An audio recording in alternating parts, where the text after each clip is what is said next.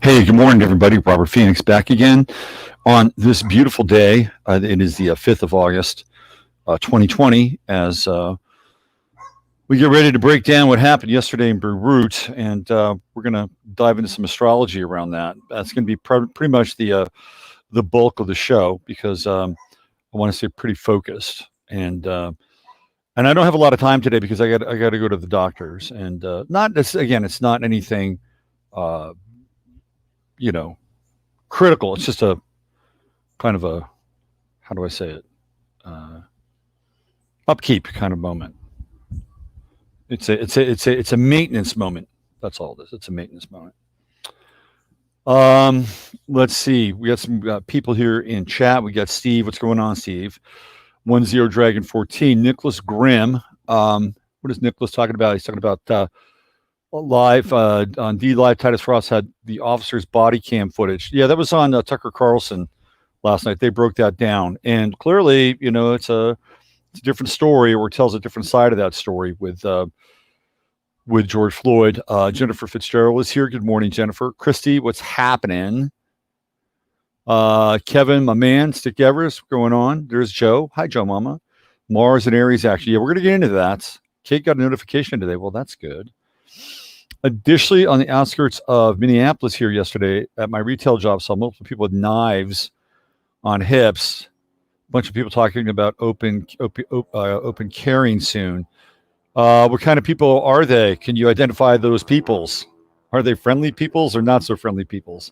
Laura Dunn, Laura D in the house. What's happening, Laura? Let's see. Who else do we have here? Looks like Robert Phoenix. Hey, Robert, what's going on? Good to see you this morning. Katie Barden, she's here. Faith.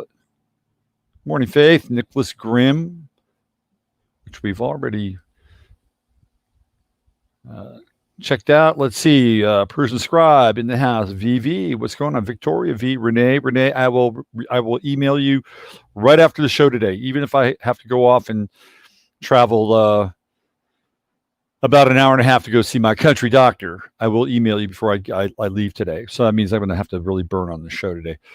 Miss CG Saddle in the house. Carol, you got to call me so we can set up, connect. You know my number. Frank Bry, what's going on? Frank, you're going to have a lot of new neighbors up there in Idaho, Frank. Trust me on that. Lisa Bankston. Hi, Lisa. Joe Dimitri. There he is. Maury Demare. So Dawn is going home today. Dawn, I hope you have a very safe journey and get back without any issues. Jimmers, 333 in the house. What's going on? Let's see. FUP 77. Friendly, usually older conservative. There you go. The masses are starting to wake up here. There's my girl, Lynn. What's happening? Is Andrea in the queue yet? Andrea is going to be in the queue. PB, there's PB, Tamara Garth. What's happening, Tamara? What's going on? I wish I could kind of clone myself. I wish there was a me that could do readings. I wish there was a me that could do the administrative work. I wish there was a me that could have downtime and relax and study and research. I wish there was a me that could come out to the gym and work out. I think you need about 6 of me. If there were 6 of me, I think I could probably take care of every single aspect of the work that I'm doing. Judy's here. What's going on, Judy? Space Invader. We got a Space Invader. We have a Mistron. A Mistron is in the chat. What's going on, Space Invader? Diana Young. Do I have Mars square moon? No, I don't. I have Mars square sun. I have Saturn square moon, though. That's been a lot of fun in this lifetime. Saturn moon square, which is usually connected to things like depression and the inability to set out on one's own and develop one's own household and domicile. And that's true. I mean, here I am. I'm almost 60 years old, and this is really the first legitimate house that I've lived in a lot of ways since I wound up leaving my parents' place back when I was in my mid-20s. In my mid-20s, I was actually I was living with my parents up until about 26, which seems unusual in some ways. But I had a job on the coast. I was a mailman in California. for almost 2 years. It was a great job. Should have kept it. So I was living at home and I was saving up money, being a mailman because I had stayed at home and gone to college. I was one of those people. I lived at home and I went to college, went to a commuter school, and it was certainly a lot easier in my pocketbook. And it wasn't like it was a huge burden because my parents pretty much let me do whatever I wanted, much to their much to their how do I say this consternation. But that worked out okay. But this is the first like legitimate place I've lived in on my own. Like I was in some houses when I was married. I did live in a house in Seattle with my first marriage. And I was there a year, and that was not that was pretty cool. And then I wound up having a roommate for a brief period of time during my Saturn return after my first ex-wife, got tired of putting up with my morose bullshit and left. That's all right. I probably would have left too. The difficult time, that first Saturn return, that was a hammer for me. And let's just say I didn't answer the call. I did not answer the call well.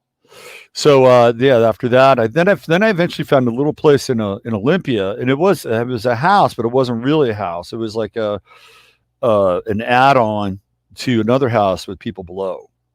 So the landlord of the house had rented the bottom part out to some people, and then I lived on the top part of the house, which was it was cool. It was all right. I had a bedroom and I had a living room and had a kitchen. The bathroom was a little weird. I could not stand up in the bathroom, so I had to basically sit in the tub with one of those handheld shower things. So if I wanted to take a shower, I couldn't stand up, and that was like for almost 2 years. But then they had this other space up above, which was the attic, and it was completely carpeted. And I'd go up there and meditate and stuff. That was my upper room. So I didn't really live in a legit house until, I think I lived in a really cool place in La Honda. La Honda was all right, but again, it was kind of like a grandmother's apartment attached to a house, and the woman who owned the house, she was a trip, man. Her name was June. I love June. June used to get high smoking out of an apple. She was the first person that I ever encountered that turned an apple into a pipe. Basically, she'd drill a hole in the apple, and then she would put a little bud on the outside of the hole through the apple, and she'd light the bud, and she'd get high through the apple. I'd never seen that before. I love June. She was great. She was a kook, man. She was a good kook though. But again, I was living with somebody below me. And the guy that lived below me, he was an oddball. Imagine that. The guy that lived below me was an oddball. I liked him though. He was an okay guy. He knew how to build things. But then he had this really weird girlfriend. Like, you ever like look at somebody and then they're with somebody and you go, what the fuck? Why is that person with that person? I mean, it's not even close. It's like it's not even close. There's just such a drastic disconnect, either through like a physical appearance or emotions, or it's just like a Grand Canyon size gap between one person and another. This guy had that. He was a relatively handsome guy. He built things. He was kind of rugged, and he had this girlfriend who looked like, I don't know, man. She looked like she was kind of, recently relocated from Auschwitz. She was like really, really skinny and like really difficult to look at. And then they would have these really terrible fights. And what would happen is, this is what I found out later, is that she would invite guys. They would invite guys over, not she, but they. Like, he was willing and complicit with this whole thing, and they would invite guys over, and then the guys would do things to her, whatever those things were, and he would watch, and then I think there was even like some level of humiliation that went on with him, some people like to have the golden shower thing, So here we are. It's 9 o'clock in the morning. I'm already talking about golden showers. So it was weird, right? I mean, it was just such a strange disconnect because on the surface, you look at this guy, go, "Oh man, it's a solid dude. Look at him. He's a builder. What's that? He's a builder. You know, he can get shit done." Meanwhile, down below me, it's like there's a dungeon down there, and strange shit is happening. So that was a weird place, I have to say. I did like it though. I really did like it. You know, I've got this tree, which is an ash, by the way. It's an ash tree, apparently. But in this place, there were sequoias. I mean, I had a giant sequoia right outside my deck. I mean, this thing was like it was like an ambassador of God, you know, right outside my deck. So I had a little, just a crappy little bench press with some weights. So in the mornings, I'd go running, and then I'd come back and then I'd lift some weights, do some bench press. I'd look straight up at that sequoia. It was amazing. And I eventually left there. I left there. So, but this is like the first kind of legit house that I've lived in on my own. All my other places, with the exception of the 3 places that I shared in my second marriage, 1 we owned and 2 we rented. Those were, well, even the second place was weird because it was again connected to another family. So in this place, it was a big house. It was in the Oakland Hills, up above the Claremont Hotel, which, if you know that area, it's a pretty nice area. By the way, my neighbors were attendees of the Bohemian Grove. They told me one time. Not just the man, but the wife. Very odd. Anyway, so this place was a big house. It was a really big house. And the guy who owned the house had basically separated it out so that there would be 2 houses, right? And there was actually a stairway that connected the upper floor to the bottom floor. So we lived there. We lived in the upper part, and then there was another family that lived in the lower part. And the guy who lived in the lower part was he was a total con man. He was one of the weirdest people, man. He was a very strange guy. I can't even remember his name now, but he had a wife and he had a kid, and his name was William. That's what this guy's name was. His name was William, and William drove around in this Mazda, you know, one of those little Mazda coupes. Was it a Mazda or I think it might have been one of those BMW coupes. It was a 2-seater with no top. Okay, that was the only car that family had, and there were 3 of them. Okay, so he would drive around in this 2-seater BMW like he was total hot shit, and his wife and kid had to take the bus everywhere. And he had some bullshit story about him working at UC Berkeley. And it was, I found out later, it was all a lie. It was just a total lie. Total lie. And he was able to carry this con on for a while. Anyway, we had these like crazy electric bills. And we had to share the same meter with William and his family down below. We had these crazy fucking electric bills. And I'm like, why is the electricity so much here? And I was calling PG&E and I'm trying to figure out, like, you know, can we audit this thing or whatever? So they audited it and they said that there was an overage, but they couldn't figure out where or how. So one day, and I have these moments where I feel like I'm really being guided by the hand of God. All right. I really do. I have them every now and then. And the moment was, go downstairs and go look at their apartment. So I did. I went downstairs and their door was open to their apartment. And I looked in there and the stove was on. They had an electric stove. The stove was on. The top burner was on. And apparently what they were doing is that they were leaving that stove on so that they could heat the apartment. I'm like, you got to be fucking kidding me. Like, number one, it's running up our electrical bill, and we're the ones that are having to pay for the majority of this. Number two, it's completely dangerous. So I actually reported that to the guy who owned the place, and we were moving out shortly thereafter. We managed to get out of it. But then check this out. So this woman and this guy move in, and they want to live there until they find a new place. And this place was charming, by the way.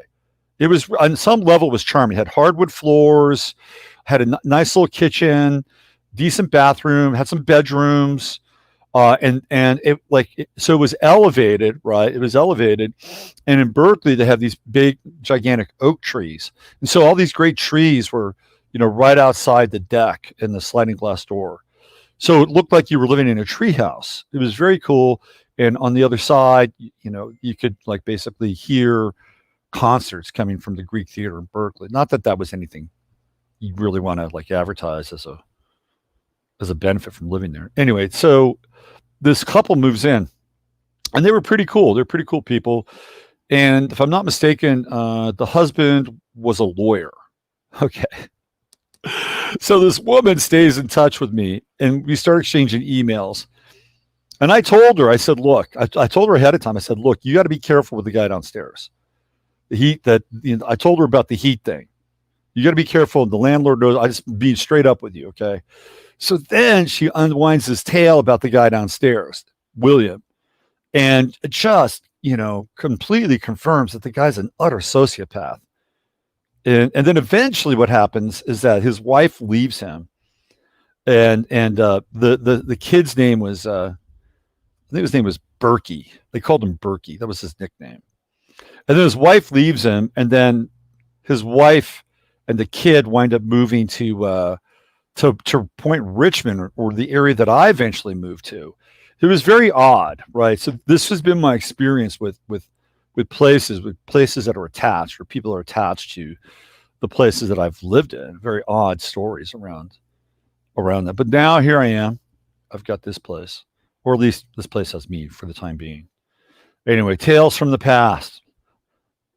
There was this one time I just got to finish the story up. It's the same place, right?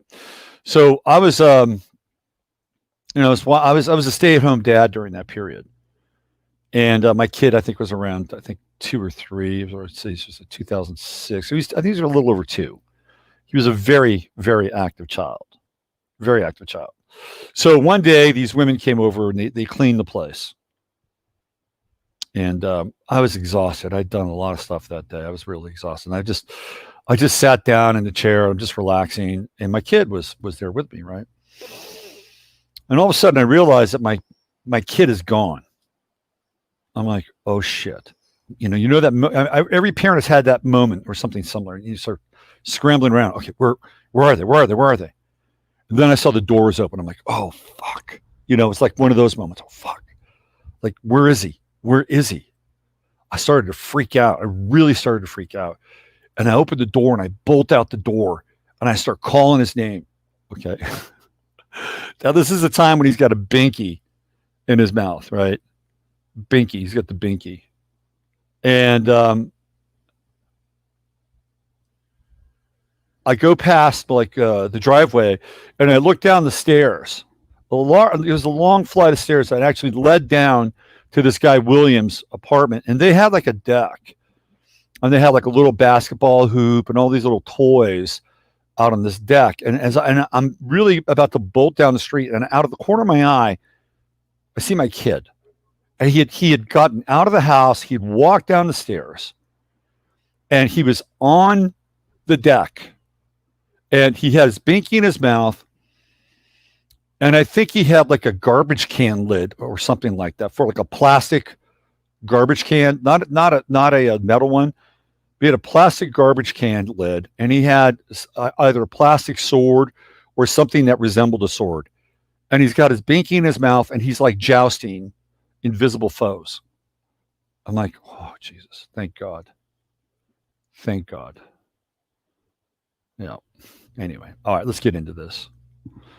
Dear blessed and holy Father, Mother God of the great central sun, which is the universal light, which is the universal light, which is the universal light, which is the universal light, which is Yeshua, Son of Emmanuel, we ask that only the highest and best information come through during this transmission. And we humbly accept and embrace the qualities of intelligence, wisdom, compassion, empathy, strength, flexibility, courage, determination, commitment, humor, and above all, love. If there is any karmic residue that needs to be cleansed, purified, clarified, and removed, let it be done so during this transmission so that we may return to our lives as sovereign entities. So be it. Okay, there we go. A message to you from the great central sun. All right, here we go. Let's get into this now. We're going to get into the. By the way, if I'm not mistaken, you could go back and watch Sunday Night Show, and I talked about explosions. I talked about the Mars square to Pluto with the square to Jupiter, which expands everything, and I said that the energy is going to be explosive. And guess what? It was. So we're going to look at this explosion that happened yesterday, and really this is pretty much going to be the bulk of today's show because, like I said, I got to get going. So what I want to do here is I want to play you the explosion that took place in Beirut, and I've got the chart for it. We're going to look at the chart. It's a very interesting chart, by the way. Here we go. So this is I'm going to play this for you. This is now it's really interesting because I was trying to find a better clip. Now Fox has their big banner here. Now why is their banner here? Why is Fox News banner here? Why isn't it up here?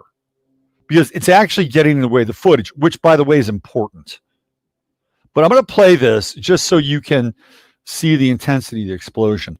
And I'm playing it at hold on, playing at a slow speed. So here we go. Now, this is one of the main feeds that we've seen. This shot from the balcony, and I've got it going very slow, so that we can try to get some insight into the actual explosion. Where are we? Okay.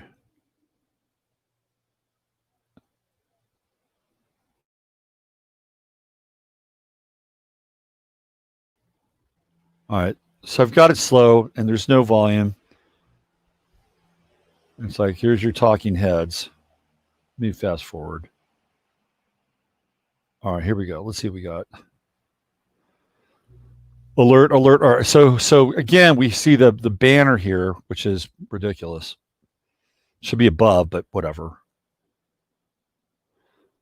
And one of the things, okay, so here's the explosion. Now the important thing here is, let me stop this, is that what the banner is actually covering up are tiny charges that you can see in the bottom of this first, like there is something going on here. It's being activated.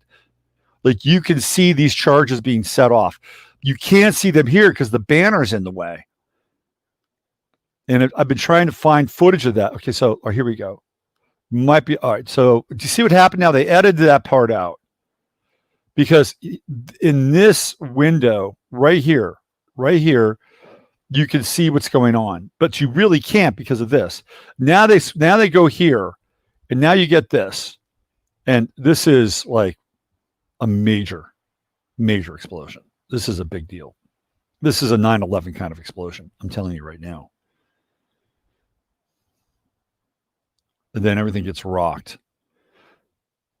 Right. But it's this point which you cannot see right here. And I've been searching for a reasonable piece of footage right there. Like if you, and I saw it before this thing goes, thermonuclear, you see tiny little charges. It's the same kind of effect that you actually see with the first tower, the Twin Towers. If you go back and look at some of that footage, if you can find it, there are these tiny little charges, these tiny explosions that go off. You could see them, right? And whatever happens with whatever plane, and I'm basically a no plane guy. If you really want to cut to the chase, I'm a no plane guy. It's the same kind of effect. It's like, where did I see that before? I saw that in the Twin Towers. Okay, now here we go. You're just gonna boom, And then all of a sudden, then there's a secondary blast there, which is important to also look at, right? Because here's the first, there are like three. Okay, so this is the first thing, which looks like it's a fire. And what I think is happening here is that you have a fire, and I think you have a small charge going off. Okay, so the small charge is igniting the fire. And then we have bigger charges going up, which again, you can't see. And then there's this. Okay, so now we have this, and this thing is smoking. Down here is where you would see these little charges going off. Let's see if we can. And then we have that. And then we have a second blast. Did you see that? There are two explosions here. There are two explosions. There's the explosion that comes from this initially, right here. And then there's that. Okay. Then there's this one, whatever this one is. And that one looks a lot like some of the material that we saw with 9/11. Okay, there it is. There's that one explosion. Now that's a big explosion. That's pretty significant. That's a significant explosion. Now watch the second explosion. Right there. You see that? You see that? And it's this explosion right here which does the damage. So it's like there are there are at least two events in one. There's this, and then there's this. Now, what is this? What is this? This is the thing that makes this entire event, go completely seismic. Here we go. Let's play it out again. Boom. You see that? Right there? Look at that. I mean, that second explosion is the thing that vaporizes pretty much everything. Let's play it back again.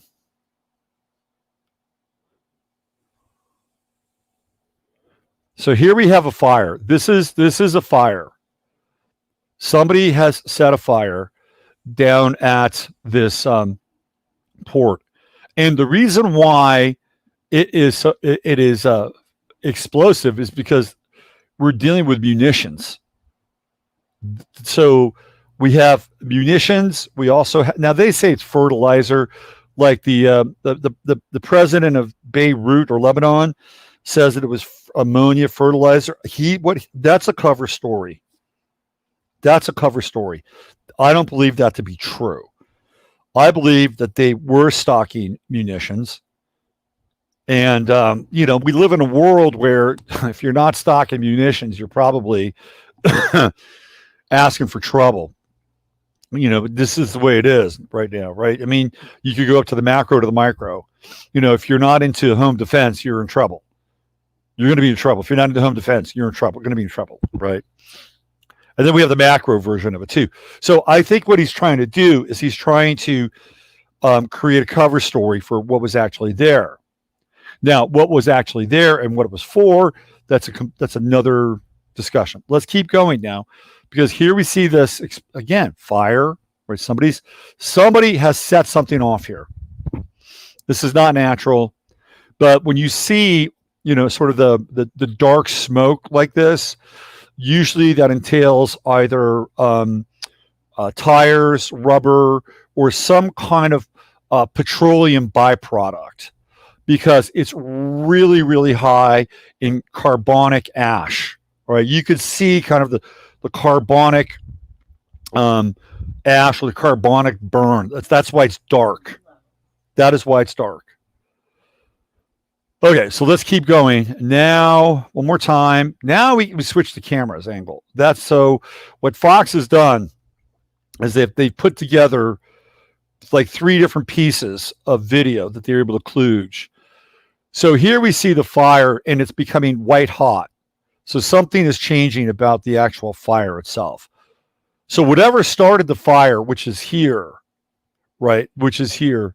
This is where it's sort of like petroleum based, right? You can see, it's carbonic. And now all of a sudden it goes to something else, there's something else here, like before this part, hold on.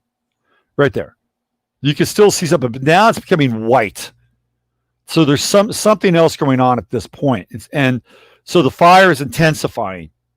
Whatever, so the carbonic stuff or anything that's related to that is getting burned off very quickly. So this is a very hot fire right now. And then we see this. Boom, right there, right? So now there's an explosion that is taking place as a result, theoretically, of the fire. We see more of this carbonic ash or the carbonic effect being burned off. And then we see this right there. That's the next explosion. So we're looking at something that is basically carried out in roughly 3 stages. The fire, there's an explosion for the first fire. It's a small one. And then there's another kind of, how do I say this? Another vector comes in and makes it hotter. And then it explodes, and then we have this right here. What is this? What is this? These are charges that are going off. And these charges are the ones that create the big boom. Watch. Boom. See that right there? Right there. And everything just gets vaporized at that point. Look at that. Boom. And then really it resembles 9/11 after that.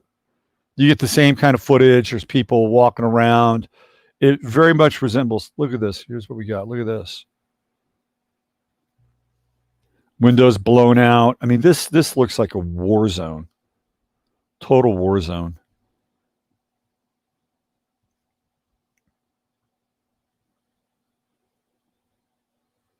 And I've seen pictures of people walking down the street. Maybe they have them here. There's nothing left. I mean, this whole area has just been complete. Look at this. Look at this right here. Look at that. Look at how the steel is like.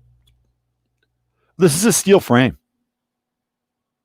It's a steel frame, and there's hardly anything left of that steel frame. It's melted. It's bent. This is what you would call the Tartari effect. This is the look at that. Look at this. Look at this shit right here. Tires are intact. Wonder how far away this is from the actual site. Here we go. Now it's starting to resemble 9/11. There's this dude. He's got a gun. See that? He's got a gun. Windows blown out. This is a major event. This is a no bullshit kind of event. These guys look like they're military. Wow. Heavy stuff. Heavy stuff. All right. So I think there were at least 3 explosions there. And it's the third one, which looks like it's like white phosphorus or something like that. That's the one that really nails it. Big time. I mean, yeah, and the Aquarian moon is explosive. Very explosive. Ancient buildings. 100 dead, what a joke. There's more than 100 dead. Way more than 100 dead. That picture looks exactly like 9/11. 6 years, tons of explosives, unsecured a place that could have been bombed by Israel. So, okay, here we go. I'm going to look at the charts now. Right. I saw footage someone took in their car from pretty far away, and it made the car flow. Where this is a serious explosion. This is orange equals nitrous oxide, which they supposedly keep folks kind of suspended animation. It says online at least 4,000 injured. This is a huge number. Like, this is a major event. This is a major event. I have a link for a video a few meters away. The port and the sparks are very clear. Yes, you can see the sparks. You can see the sparks inside of the original fire. Charges are being set off. They're being set off. You can see it. You can absolutely see it. Yep. So here's the chart. Let's check it out. I'm going to get into the chart here of that actual explosion. And remember, Sunday night, man, we were talking about explosive energies. That's what we were into. Oh, we don't want that. You don't want that. Trust me. All right, so this is the explosion here. Let me do shares. Come on, get up here. All right, so this is the chart. Now, here we have Beirut explosion, 6:08 p.m. And what do we have here? Look at this. Right on the ascendant, we have Jupiter and Capricorn. And here's Mars right here. Third house Mars. So even from a mundane position, Mars is an explosive place. Whether you have Mars in the third house, you have Mars in Gemini, it is one of the most restless, dynamic, potentially explosive positions for Mars. And I know a lot of people have Mars in Gemini, and they're fine people and everything, but they've got to keep moving. It's a very intense kind of restless energy. And see, this is what we have right here. And the other thing too, in the third house, right, there's always more than one side of the story. And I've always said the three signs that are probably the most potential to be involved in spycraft are Gemini, Scorpio, and Pisces. So here we have Mars in the third house. And we have that square, boom, right there. That square to Jupiter on the ascendant, right? Almost exact. So we can see that there is the potential for a very explosive moment. It's right there. And then we have Uranus, right? There's Uranus, right on the IC. Again, what are we talking about? We're talking about it being, quote unquote, explosive. There's the moon in Aquarius, right there at 24 degrees. That's going to be the third decan of Aquarius, which makes it the Libra decan. And we have the trine to Venus in Gemini, right? We also have some squares going on here.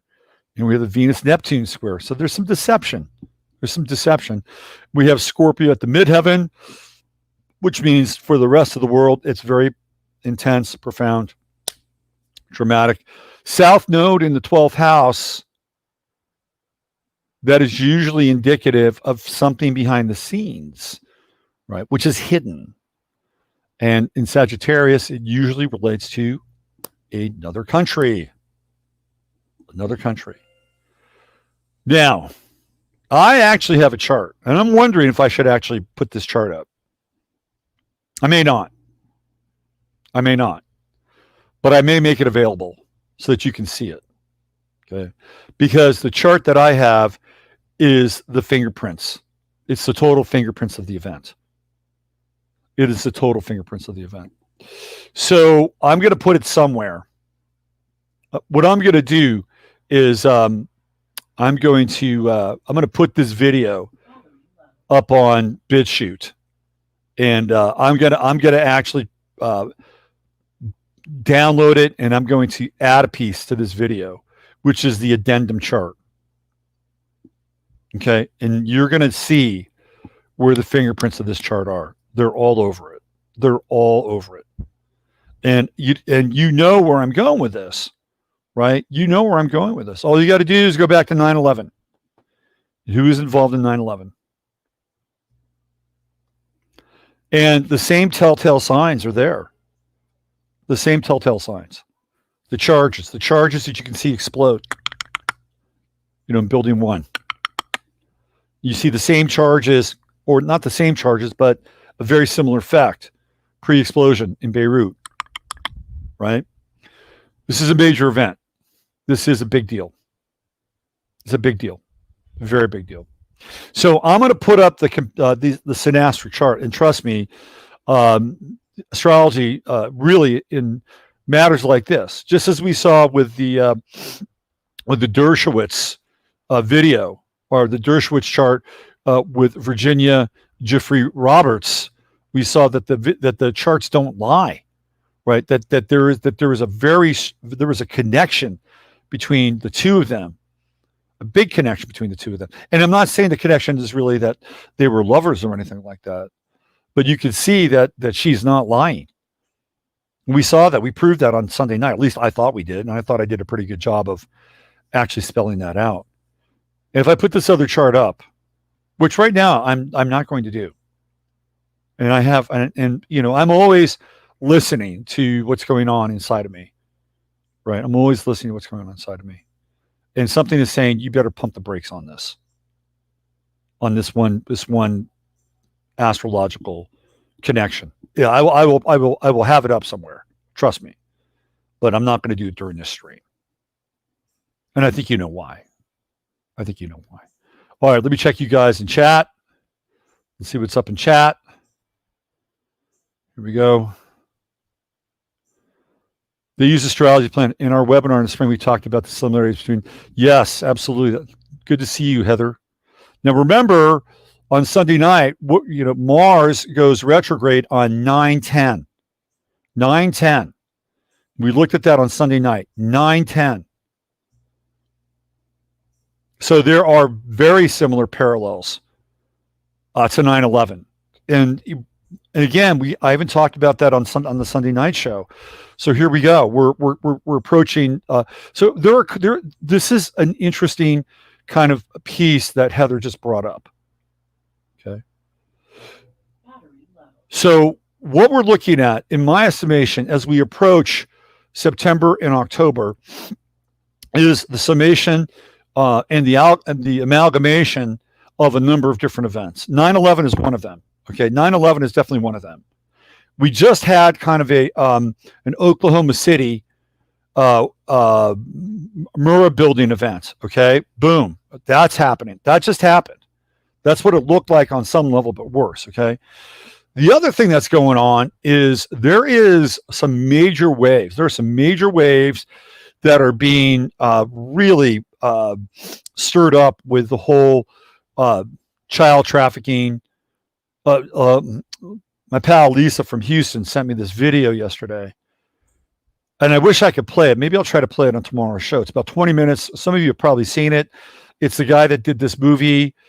I think, is it Out of Shadows? It's not Out of Shadows, but it's a cinematic film that he put together, and it was about this whole thing around child trafficking and ritualization. I mean, it's really very intense movie from what I understand, but it's not even an interview. He's looking directly into the camera. It's one of the most powerful videos I've ever seen.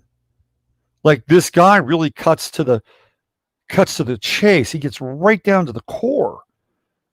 And he's talking about the thing that is potentially the unifying factor for everybody, right? If we want to cut to the chase and really come together, what are we going to rally around? We're going to rally around the children. This is the rallying cry. This is the rallying point. And it's a point that we all connect in and share and feel very strongly about. I mean, even hardened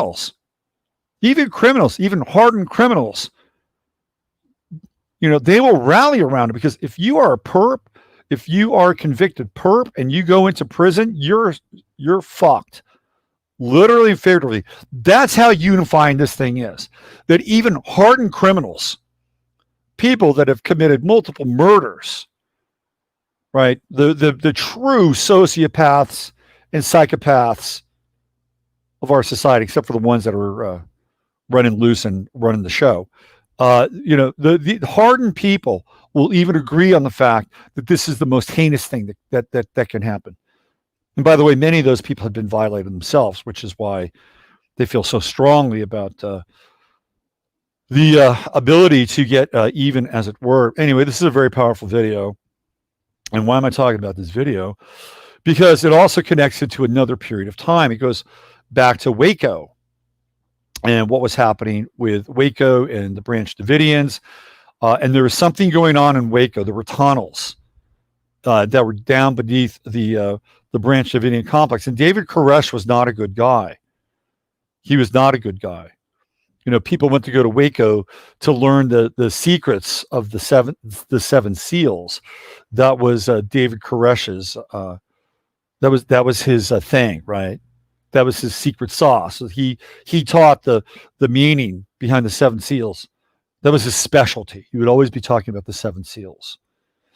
But there was something going on there. I never trusted David Koresh. Vernon, which is his real name. And, the whole thing around him rising to power inside of the Branch Davidians is a very strange story. He was in a power struggle there was a woman who was his mentor, and she was kind of grooming him to be sort of the leader of the Branch Davidian sect. And she had a son who didn't like Koresh. And, because number one, his mother was currying favor. I would not be surprised if David Koresh was banging his mother, to be very, very frank here. He didn't like him, and they got into a beef, and they actually got into kind of a Wild West shootout, and David Koresh killed him. David Koresh killed the son. It's like a total Abel Cain kind of story, right?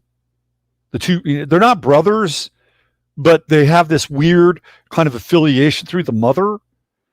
And Koresh killed the guy, and it was proven, or at least it was ruled that Koresh killed himself in self-defense, which is why theoretically he was able to get away with murder. Now, Koresh had a very tight relationship with the police and with the sheriffs because they were selling guns. They were selling guns out of Waco.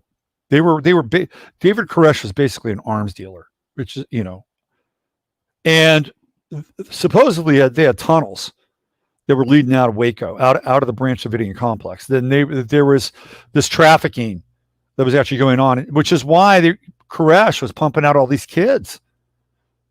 Like, he had figured out that he's going to pump out these kids, and nobody else was going to breed inside of that compound. And so he was having babies with 14, 15-year-old girls. That's what was going on. So there was that. The other thing that's really weird about Koresh is that he used to go to Hollywood, and that was back in the hair metal days. And he would go cruise around Hollywood. He would try to bring in these like metal musicians because he played guitar and he wanted to be some fucking rock star. I don't like David Koresh. I think he was a bad person. And I think he was probably a multiple. So anyway, but you have the child thing going on. So now we got the Murrah building. Now the child thing is happening, right? And that was all part of that. The other thing that we have looked at, so if you go back and look at my website and you look at what I was writing about in 2011, you look at my posts from October of 2011, September, October of 2012. I'm talking about where things are going with the whole child thing. I could just see it coming. Saturn and Scorpio, here it comes. And Jerry Sandusky was just a blip on the radar. And so that's what I got into. And for the next 3 years, there was Penn State, there was Jimmy Savile, and it really hasn't stopped since then. It really has not stopped since then. Now, when we get into Saturn in Aquarius, it's going to square that Saturn in Scorpio period of time, which is significant. It's very, very significant. So that's part of the mix, right? So now we've got all these things that are coming together, running together. The stream of current history is all moving forward in time. Now the 9/11 stuff is coming up. We have this event, and all of a sudden it begins to look a lot like 9/11. The charges, right? And then now we're going to have Mars go retrograde on 9/10. So everything is really potentially coming to a place of culmination in a lot of ways. Culmination. Now, is it going to be culmination that's going to be bulldozed and buried? Or is it going to be culmination where we can actually resolve a number of these things simultaneously? It's going to be, we're headed to a very interesting destination. Very, very interesting. And you want to stay awake during the whole time. And, the best thing to do is try to steer clear of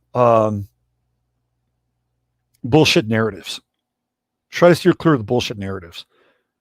But we have the opportunity, all these events now, you can just add them up. And even that explosion is very much, they're talking about an ammonium. Like, they're talking about industrial grade fertilizer. Well, where did we hear that? Well, that was the quote unquote reason why the Murrah building blew up. Yeah, right. Well, right after that happened, They had people down in the basement of the Murrah building, and they found explosives down there. They found plastic explosives, and they asked about it. They said, well, we put these things up. No, just in case we have to have a drill. Just in case we have to have, why do you put plastic explosives in a building? Just in case you have to have a drill at some point.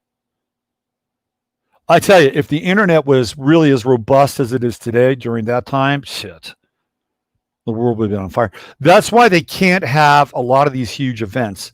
They have to have a lot of smaller events, because if they have a really huge event or a major event, then people will flock to it. It'll be like locusts on the mass thing, and the coronavirus thing is about as close as we can get to it right now. And there's a lot happening on that front. And I think good things in terms of people waking up. All right, let me check in with you guys because I got a jam. Do any of you remember being terrorized as a child? That's interesting. There's a new pedo multimillionaire being exposed almost every week right now. The leader of the top worldwide children's charity was arrested yesterday on Monday. There's a lot going on. Let's see. Emerald V says lots more coming out in UK and Germany too, but nothing happening. Nobody going to prison. My heart is breaking. You ever notice how people who are schizophrenic are often religious extremists? Yeah, well, even David Koresh, he's got two identities. Let's see. Israel used the Mars Square strategically. Must have been watching the Emma being collected for a while. Looks like a dude in phosphorus. Yes, absolutely. Good call, Anne. Good call. Very good call. What does Robert mean by multiple personalities? Yes, good. Seriously, the tears are streaming down my face right now. Guns and children go together. They didn't talk about that in the Netflix series. What else do we have here? This stuff is making me nauseous. Yep, should. Anyone notice how much David Koresh looks like Steven Spielberg? There is a resemblance, for sure. There is a resemblance. Yep.